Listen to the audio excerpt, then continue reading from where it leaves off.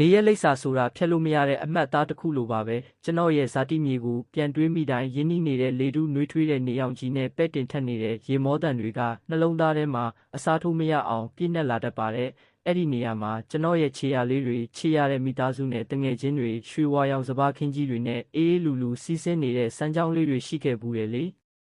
ငငယ်တုန်းကဆိုရွာဦးကတစ်ပင်ကြီးအောက်မှာကစားရတာကိုတိတ်သဘောကျတာလူကြီးတွေပြောပြတဲ့ရှေးဟောင်းနှောင်းဖြစ်ပုံမြင်တွေကိုနားထောင်ရင်းနဲ့ပေါ့ညနေဆောင်လို့နေဝင်ရိုးရီအချိန်ရောက်ရင်တရွာလုံးကိုရွှေရောင်လင်းတန်းတွေဖြန့်ကျက်သွားတာမြင်ရတာတကယ်ကိုရင်သက်ရှုမောစရာအလှတရားပါပဲအမတ်တရထဲမှာဖျောက်လို့မရတာကတော့အမေလက်ရဝတ်သားစီပြန်ဟင်းလေးပါပဲအသားလေးကနူးဤနေပြီးမွေးကြိုင်နေတာအခုပြန်တွေးရင်တောင်သွားရည်ကြမိတယ်နွေရာသီရောက်ရင်လဲတကိုင်းတွေပေါ်မှာမှဲ့ဝင်းနေတဲ့အသီးအနှံတွေကခူးမဲ့သူကိုစောင့်ကြိုနေကြသလိုပဲဇာတိမြေရဲ့အလှတရားကတော့ပကြီးကားတစ်ချက်လိုပါပဲ။နွေဦးမှာတောင်ကုန်းတွေပေါ်မှာတောပန်းလေးတွေပွင့်ဝေလို့နေပါတယ်။နွေရာသီမှာကတော့စိမ့်ဆူနေတဲ့ပဲခင်းတွေကအသက်ဝင်လို့စောင်းဦးမှာရွှေဝါရောင်စပားနံတွေရဲ့ရနံ့ကမှုေးပြန့်လို့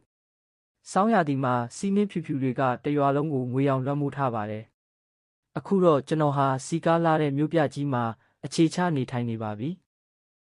ဒါပေမဲ့တိတ်ဆိတ်တဲ့ညနေချိန်တွေမှာတော့အဲ့ဒီရင်းနှီးတဲ့မြေကြီးနဲ့လှပတဲ့အမတ်တရားတွေကိုအမြဲတမ်းတန်တမိနေတော့မှာပဲ